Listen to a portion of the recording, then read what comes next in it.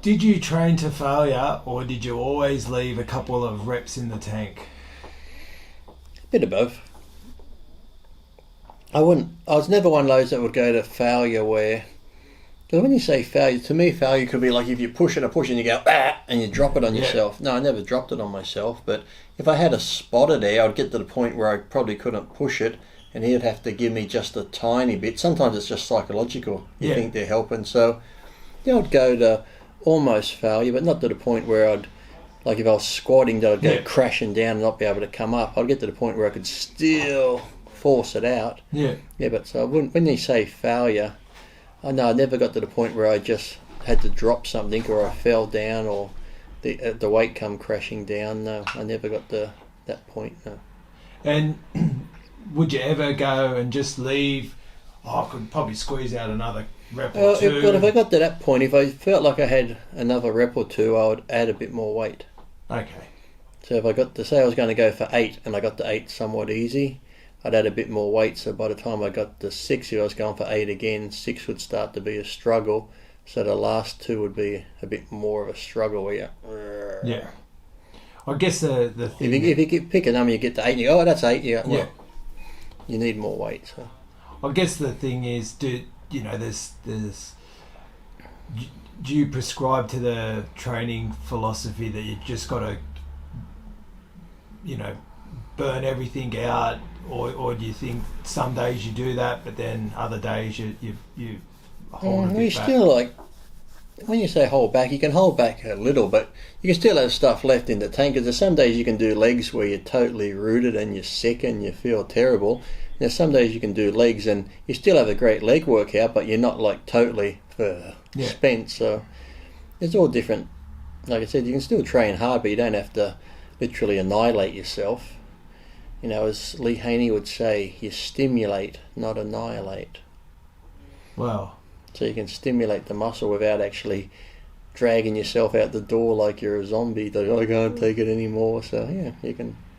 But I think too, what makes a champion is that the average person doesn't go to that place where you block out the pain and go into that zone. Yeah. Like some people can hit the wall and well, they see the wall and then they stop. Whereas that's what makes a champion. How far you can go. If you want to be a champion in anything, you got to push past it. But I guess it's like that in anything. Be like if you want to say you want to be good at type of job where you got to study. Yeah. There are some people that can study, and some people go, I'm not sitting down reading that book. So, it all comes down to mindset and how bad you want something. So whatever it is in life, if you put your mind to it, you can achieve it. So, yeah, you just got to push through and just do the best you can. But, you don't have to go to failure. Like I said, where some people think they've got to go crash into the ground or they've got to get stuck under a leg press. To me, that's failure. If you can't get up, you're like, help. Yeah. Or the bar stuck on your chest. But, you know when to rack it and put it back if you can't get a rep out and stuff. So, really, that is, your muscle has failed. You can't do another proper rep. So, but don't do it to the point where you think you got to actually have it crash on you.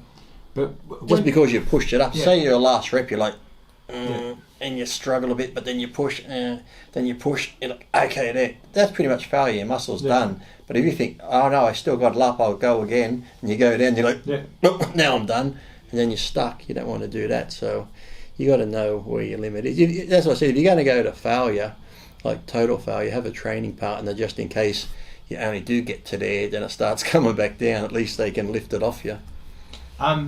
When you started training, did you find that as you progressed, you were able to push through more and more?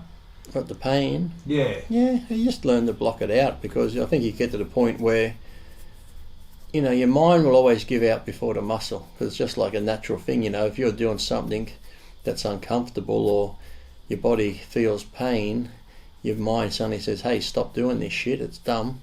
Or, if that's hurting, stop doing it. So your mind will start telling you to stop doing it, like a defense mechanism. Like if you're going to stick something in your finger, you're like, well, that hurts. Well, it's not going to kill me. I could keep doing it, but your body's going to say, hey, don't stick that pin in your finger. So it's just like that. I guess you just learn to block it out. It's not going to kill you. So be like your mind, because say you're doing legs or barbell curl, and you're like, oh, my biceps aching, it's pumping, and your mind's saying, stop, that's enough. Yeah. But if you got somebody there, like if I'm by myself, sometimes I would be like, okay, if I'm doing leg extensions and my legs are really burning, I'm like, oh shit, that's enough, I'll stop, and I'll stop. But if someone's there, I could probably easily do another 10 extensions. They'll be like, come on, Lee, squeeze them out, and they help you. Like you said, your muscles still can do it, but it's your mind that just goes, okay, that doesn't feel good, so I'm going to stop. And what age did you find that you reached your limit of like that mental? Was it? I think you ever read. I think I got to that limit early teens easy, because I used to always do stuff when I was younger. Though I remember my mum thought I was having a heart attack one day, because even like when I was 12 or 13, starting training, we used to go down the, like the entrance. Yep. Down there where you can, when it's low tide, you get the water running out to the ocean. Yep. I'd put my sister in a blow-up dinghy, and I'd put the rubber thing over me and just run against the current, and then I'd turn around and float back down really quick, turn around and run against the current.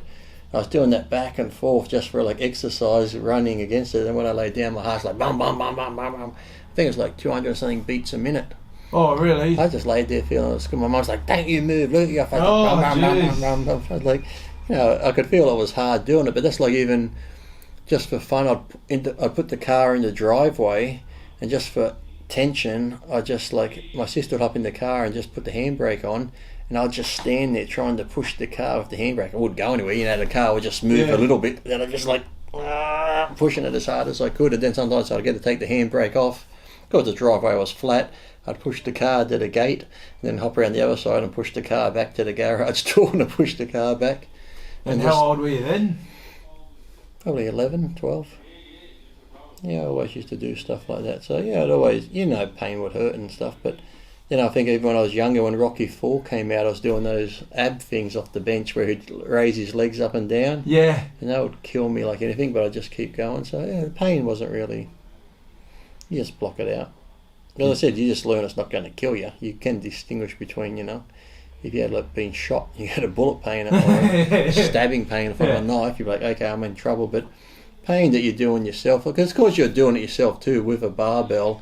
It's not like if you run over and you trip and fall and hurt your leg or break your leg, you're not sure is it broken or sprained because it's so quick and sudden. But if you're the one that's, okay, I keep doing these, the pain's getting harder, okay, it's getting worse. It normally does get to a point where it doesn't get any worse, it's just painful, but it doesn't get to the point where you're going to be like, it's going to kill me. So, and for any young aspiring bodybuilders listening to this, you should put the disclaimer that everything you're doing was with good form. Always good form. That's why people say too, when if something hurts, should you do it again or this, that.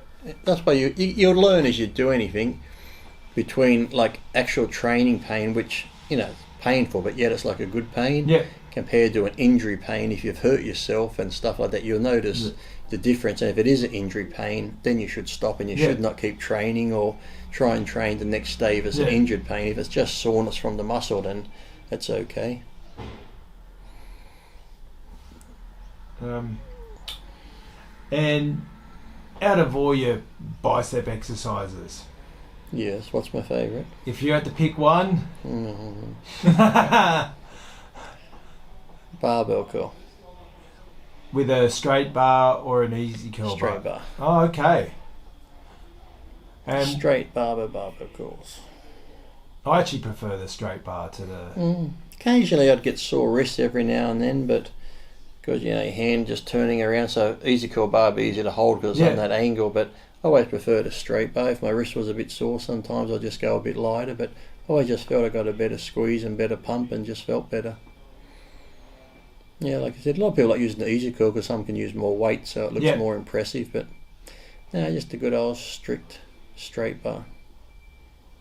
Yeah, that's what I find, and just use a lighter weight. I can tell by your 21-inch pythons. Yeah. But no, I just find when I saw Sam for the first time, I thought, now there's a man that does fucking barbell curls. Oh, just cool. And then I learnt that his nickname was Barbell Sam.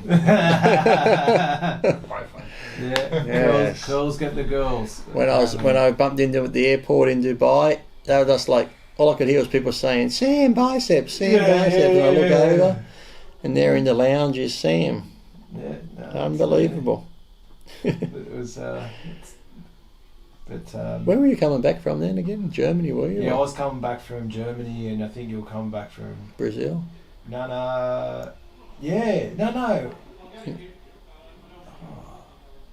No, it might have been from. Was it the universe? No. Well, I don't think I was competing. Could have been Brazil, because they always flew me through Dubai. Yeah. That was a long trip. There'd be no such meetups now. It'd be, well, I don't know, maybe they are a bit busier, but anyway. Got to have your vaccine. Well, just... Isn't